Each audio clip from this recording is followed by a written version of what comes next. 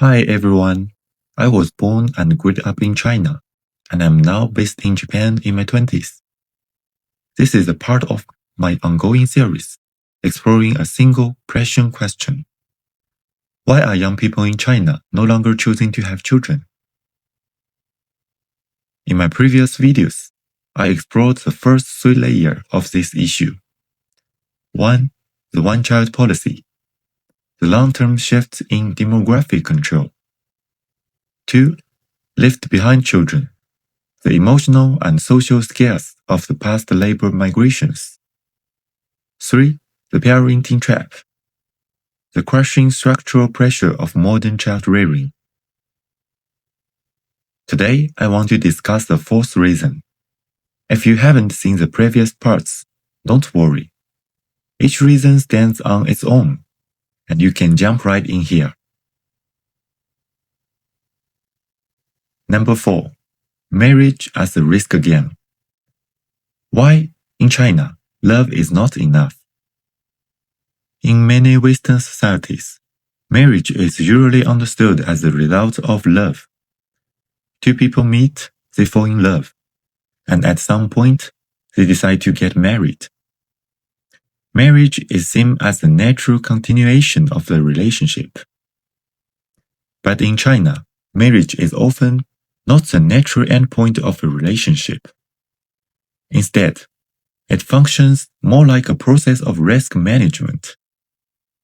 A decision about how uncertainty will be shared over the next several decades, and a repeated negotiation between two families over resources, responsibility, and the cost of failure. So when young people in China prepare to enter marriage, the first question is often not, is this the person I want to love for the rest of my life? It is more often, do we have enough bargaining chips to convince each other that choosing me will not turn out to be a mistake? Both sides are expected to sit down at the negotiating table with something to offer. On the surface, this appears as a series of practical demands made by women and their families toward men. Property, a bride price, and a lavish wedding. But on the other side of the table, men are also making implicit demands.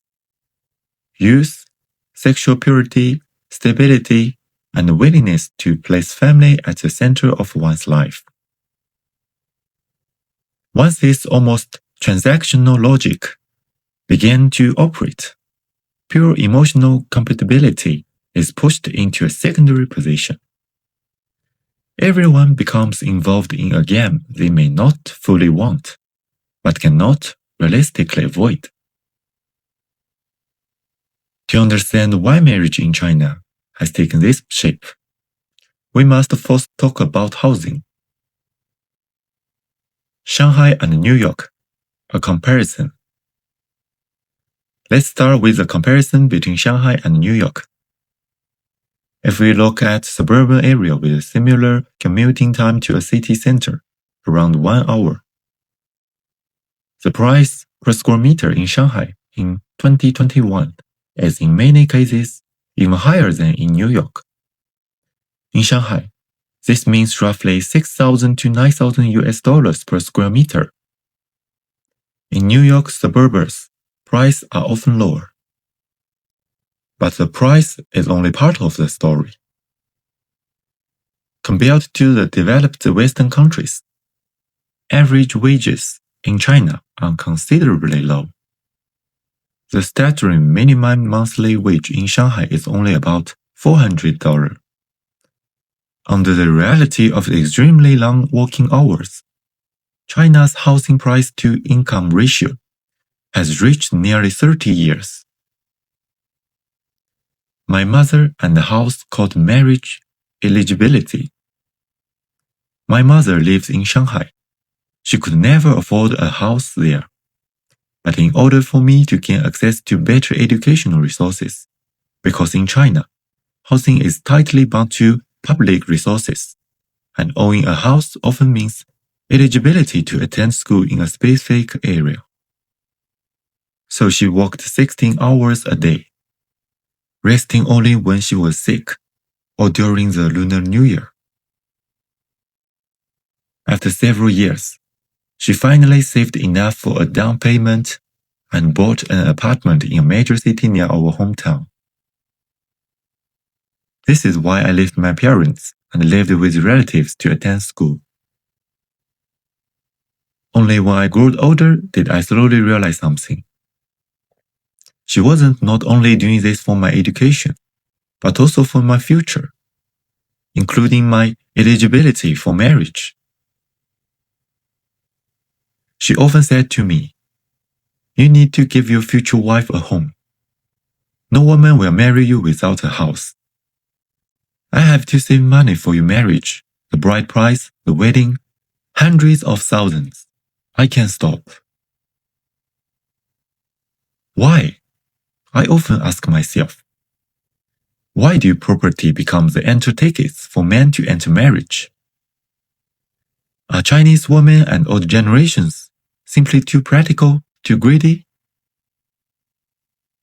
To answer this question, we must return to the female perspective and understand what marriage and childbirth actually mean for women. Not only for women today, but also through the lives their mothers have lived. 1. Structural asymmetry in marriage and childbearing. In marriage and childbirth, what women face is not emotionally unfairness. It is a set of objective, highly predictable structural asymmetries. First, there are biological limits. Women have a limited fertility window. Once it is missed, there is almost no way back. Around this window, social judgment of women's age become highly concentrated and urgent. After 30, negative labels appear quickly and directly affect both marriage prospects and workplace evaluation. Men face almost none of this pressure. They can date younger, their time window is longer. But what turns this difference into high risk is not biological itself, but how institutions respond to it. At the institutional level, this asymmetry is not neutralized, it is amplified. In China, women are not making marriage and childbirth decisions within a social system that absorbs the consequence of reproduction. Pregnancy, childbirth, breastfeeding, and earlier childcare mean long-term physical strain and sustained energy loss. But the labor system doesn't reserve a safe path for interpretation and return. Missed promotion windows, marginalized positions, and a careerism that never recovers are not accidents. They are predictable outcomes. For many women, marriage and childbirth are not temporarily stepping off the track. They can mean permanently exiting the competition. 2. A sacrificed generation of women. In traditional China, male dominance was not just cultural, it was structural.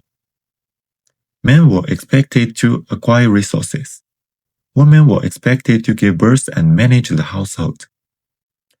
During the period of social mobility after economic reform, educational opportunities were often prioritized for boys. Even when girls were more capable or performed better, they were often focused to drop out earlier to reduce the family burden, or to sacrifice for a brother's marriage. As urbanization accelerated, women were required to enter the workforce.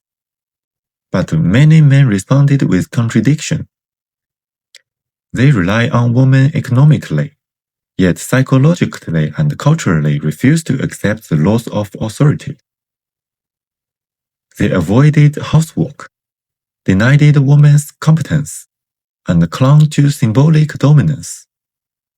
The result was that women were focused to carry 3 burdens at once: work, childcare, and domestic labor.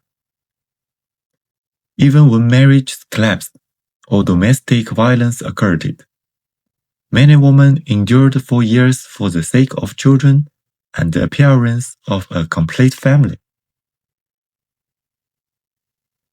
3. Mother's double education. Fly, but don't fly away. Under the one-child policy, an only daughter often enjoyed gradually improved material conditions. At the same time, she carried all of her parents' expectations for their only child. To succeed, to enter a good university, to find a good job, and bring honor to the family. In many ways, girls were raised almost like boys. They had to compete. They had to rise above others, especially by their mothers. Because mothers has personally lived the fate of their sacrificed generation, giving away to brothers in youth, losing education and opportunity, entering marriage without protection, having an unambitious man, and working themselves to exhaustion for decades. So mothers placed their lost wishes and sacrificed dreams almost entirely onto their daughters. For many childhoods, many mothers said, "Don't lose two boys. Be independent. Be strong. Become someone." But when the daughter grows up and enters the workplace, the message suddenly shifts. A woman is only complete with children. Find a good man. Put family first. Deep down, the mother never truly wanted her daughter to completely leave the traditional path. She only wanted her daughter to be good enough to find a man far more reliable than her own husband, and live a stable life away from suffering. This contradiction is often impossible for daughters to reconcile. It becomes a deep internal fracture. 4. The lesson history leaves to daughters: sympathy, resentment, and distrust. Imagine an only daughter, growing up under the attention of the entire family, while witnessing her mother's sacrifice and pain. Certain conclusions become easy to form. Towards the mother, sympathy. She was a victim of her time. Towards the father, resentment. His coldness, incompetence, or avoidance is seen as the key cause of the mother's long-term sacrifice. Layered beneath this is an even deeper background. Many women know clearly that during the era when some preference and the one-child policy coexisted, countless baby girls were aborted or abandoned. Women's fate was once that fragile, that passive. This is not just history. This is the signal still living inside many women today. In this society, women must protect themselves. From this upbringing, daughters began to see, direct or indirectly, how childbirth strips women of career priority, how economic dependence is imposed, and how the final sentence can be, "What in this household did you earn? I'm the one supporting you." So one question repeats in her mind. You wanted me to be independent and successful. I became the person you hoped for. I can live freely. So why do you now want me to jump into marriage? This fire pit. Let childbirth destroy my freedom and take my life hostage. Two paths of women. Under these structures and memories, woman's choice gradually split into two paths. One is to avoid marriage altogether, to avoid carrying a highly asymmetric risk. The other is to still enter marriage, but only after hedging the risk in advance. Because women understand clearly, once marriage and childbirth begin, the person most likely to lose bargaining power is often themselves. This is where bride price, weddings, and property enter the same logic. They do rise men's exist cost high enough through massive sunk costs, long-term asset binding, and public social commitment, so that wicking away at any time is no longer cheaper. But their role doesn't stop there. They also provide women with a basic sense of security, stable housing expectations, access to education and public resources, and the possibility of not having to survive life through extreme labor like their mother state. In a sense, these similarly pragmatic demands are attempted to shift women's life risk from individual burden to shared burden with the relationship. When the risks of childbirth and marriage are systematically outsourced by society onto individual women, marriage itself stopping being only a relationship, it becomes a market for private compensation. From the male perspective, the marriage market often feels like a constant extraction. You are asked to complete in advance what a middle-class family normally accumulated over 30 or 40 years. You are repeatedly told if you can't provide it, you have no qualification to enter marriage.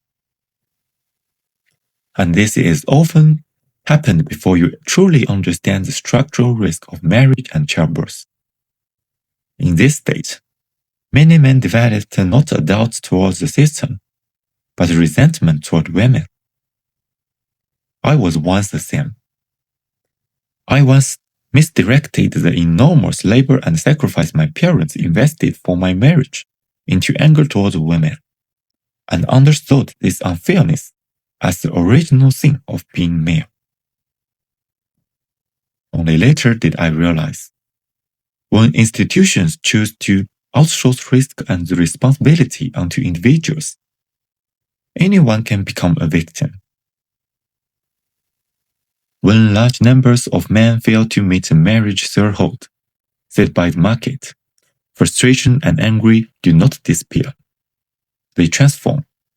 They turn into moral judgment of women, materialistic, greedy, calculating, too realistic. On the other side, men who barely qualify begin to impose conditions on women, not purely out of confidence, but to make their own sacrifice feel worth it. Marriage unfolds under an almost commercial logic. Men's job, house, and bride price are placed on one side of the scale. Woman's age, appearance, and relationship history are placed on the other. Both sides keep winning each other's value, yet neither gain real security. This logic fed back and further intensified female anxiety. When relationships are constantly examined and conditional, women become more cautious about emotional investment. They either grow more fearful of aging or numb themselves to it. Marriage is no longer built on trust. It becomes a risk game, where both sides remain defensive. As a result, a pattern emerges that looks absurd, yet becomes normalized. Most men cannot meet women's safety threshold, and the few who can often continue to search upward. Negotiation becomes extremely difficult. Trust cannot be built. Marriage gradually turns into a low success probability event. Not because people don't desire intimacy, but because both sides feel lost. In China, marriage often feels like a gamble, where everything is placed onto table, with almost no room for error. But if we want to understand why so many men and women, as adults, end up locked in suspicion, bargaining, and mutual resentment, then the answer cannot be found only in adulthood. We have to trace it backward. We have to look at how people first learned to interact with the opposite sex, how they were taught to understand closeness, desire, and emotional connection. Because long before marriage, long before childbirth, many people were never given a safe way to learn intimacy at all. In the next video, I will talk about its final reason, sex and intimacy, and how its absence shaped an entire generation. Thank you for listening.